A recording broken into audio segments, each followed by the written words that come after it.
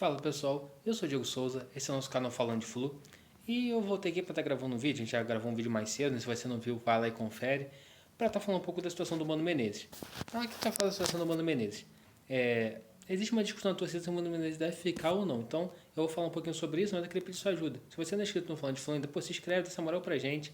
Se gostar do nosso vídeo, compartilha com seus amigos tricolores, compartilha nos grupos tricolores e nos ajude a chegar cada vez mais longe, alcançar mais inscritos e deixa aqui nos comentários. Você é a favor ou não da permanência do Mano Menezes para o ano que vem? Eu vou trazer aqui um pouco de informação e um pouco do que eu penso sobre o Mano Menezes, sobre o trabalho todo. Se a gente parar para analisar, tipo assim, o trabalho do Mano Menezes, ele chega no Fluminense, o Fluminense está um cenário de terra arrasada.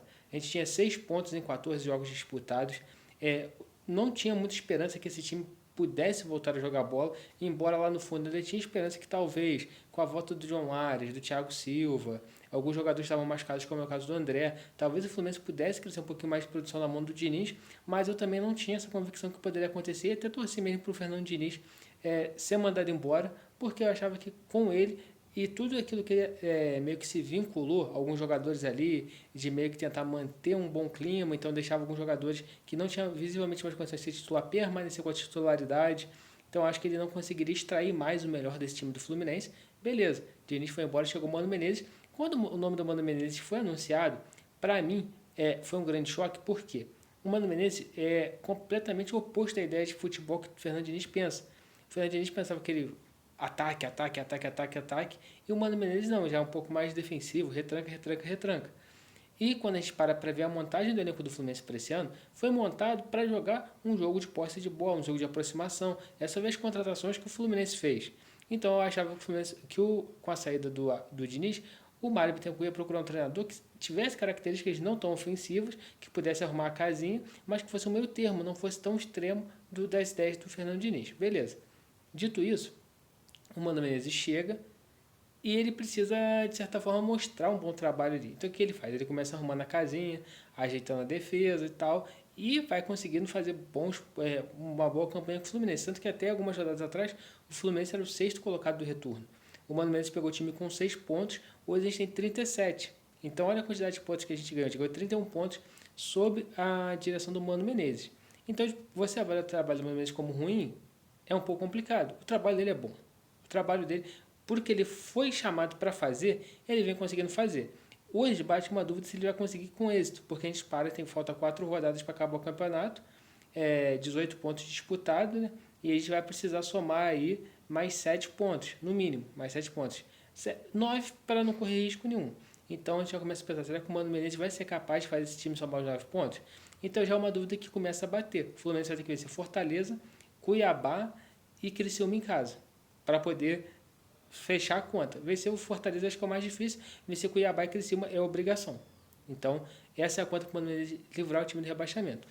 Aí agora vamos avaliar, tipo assim, por que eu acho que o Mano Menezes não deve ficar para o ano que vem.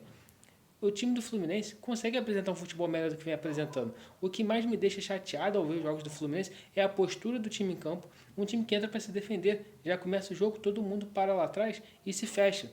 E só fica se defendendo, defendendo, defendendo, tentando uma espetada, uma bola vadia ali para tentar fazer o gol.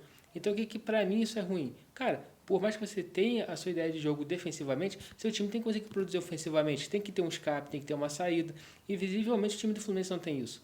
E algumas opções que ele faz, igual por exemplo nesse último jogo. O que mais me chamou a atenção no último jogo? Renato Augusto não joga há muito tempo, Terãs nem se fala, vários jogadores não jogam há muito tempo, mas você tinha Isaac, que é um moleque bom, promissor, até entrou no final do jogo. Você tinha o Kevin Serna, que a gente sabia que não tinha condições de jogar o tempo todo.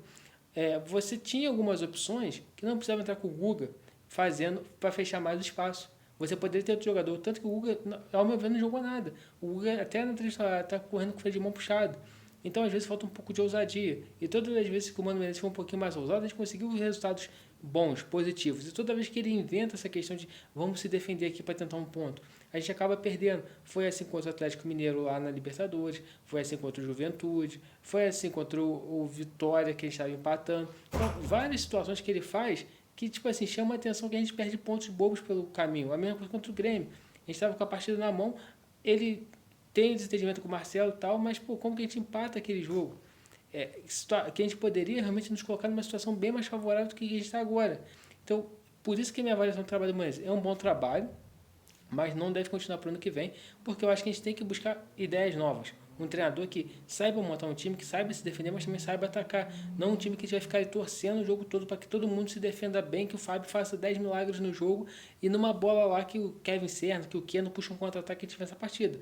Esse não é um modelo de jogo que eu quero ver no Fluminense. Eu quero ver um modelo de jogo que o Fluminense saiba trabalhar a bola, saiba construir o jogo, saiba se defender também. Não um extremo tão extremo igual o Fernando Diniz, nem um extremo tão extremo igual o Mano Menezes. Então acho que tem que ter um treinador meio termo, que saiba agregar as duas características, defensivamente e ofensivamente.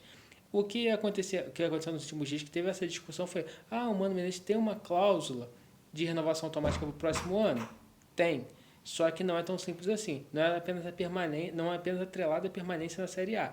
É atrelada à permanência na Série A juntamente com o Fluminense ficando até a 10ª colocação no Campeonato Brasileiro. A permanência na Série A eu acredito que vai conseguir, tá? Isso eu acho que vai. Mas ficar entre os 10 primeiros eu já acho que não vai. Só que aí tem o contraponto. A diretoria do Fluminense pode querer renovar com o Mano Menezes. E o que foi falado no decorrer dessa semana é que sim, a diretoria do Fluminense avalia o trabalho do Mano Menezes como um bom trabalho e pretende ficar com o Mano Menezes para o próximo ano.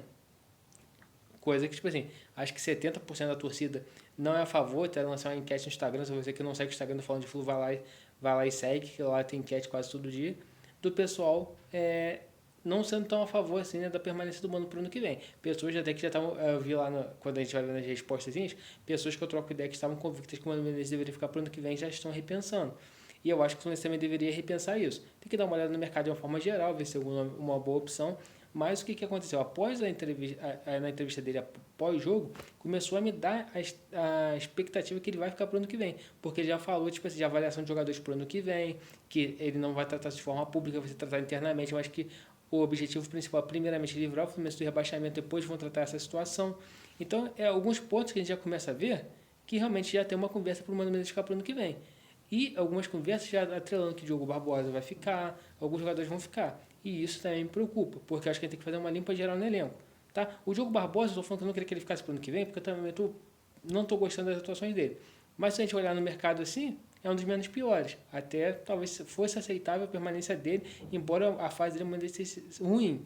Mas outros jogadores como Manuel, Felipe Melo, uma infinidade de jogadores, cara, esses daí tem que ir embora e não tem que ter como ter avaliação positiva deles.